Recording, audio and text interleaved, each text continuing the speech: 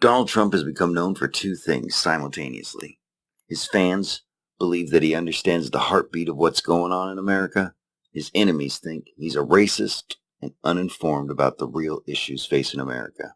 The reality is, he specifically and directly points out a lot of stereotypical things, behaviors, and issues. This makes it so that every time he says something about a specific group of people, his statements are rooted in what is stereotypical, and so it has an effect on how he's viewed. Regardless of whether you think he's right or not, people who view him favorably will accept what he says because they believe he understands the heartbeat of what's going on in America. People who do not view him favorably will reject what he says and accuse him of being a racist and uninformed about the real issues facing America. Stereotypical behavior has a pattern to it. First, it gets associated with race. Secondly, with how people dress. Then, with how people are actually behaving. Think about these ethnic, stereotypical realities. It is not true in 100% of the situations. In fact, it might even be true in less than half of the situations you and I encounter every day. Like say only 20, 30, or 40% of the time. Yet what group of ethnicity do you see most when you think of someone working at the chicken spot or the barbecue place? Which group of people do you most often see working as a landscaper or standing outside the local Home Depot? Which group of people are you most likely to see when working in fast food or at Walmart? Which group of people do you see most often when you think of an investment banker or a car salesman? Which group of people do you most often see working at the gas station or the corner grocery store? Picture someone riding a skateboard down the street. What ethnic group do you think of?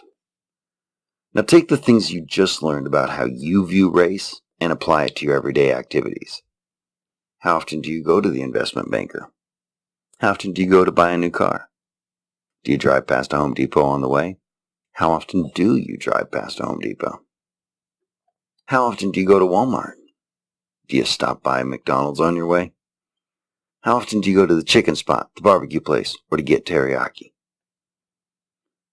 For the average person, going about their day-to-day activities, what they see is stereotypical jobs, stereotypical people, and stereotypical behaviors, which lead to a form of awareness that can easily be twisted into something offensive, negative, controversial, and even used to create fear. Without even trying, you and I create a stereotypical experience of our ethnicity, and anyone who points it out can easily do so in a way that can be labeled racism. Now, there are people who are racist. There are statements that are racist. Then, there are things that people notice, not because the person is a racist, because the elements are perfectly in line with what they experience every day. That is why Trump is able to dictate what the media covers. He says things that have enough stereotypical truth that most people are aware of that perspective, regardless of whether or not it's true, regardless of how Trump presents the information, and regardless of how those responding to Trump present their side of the information.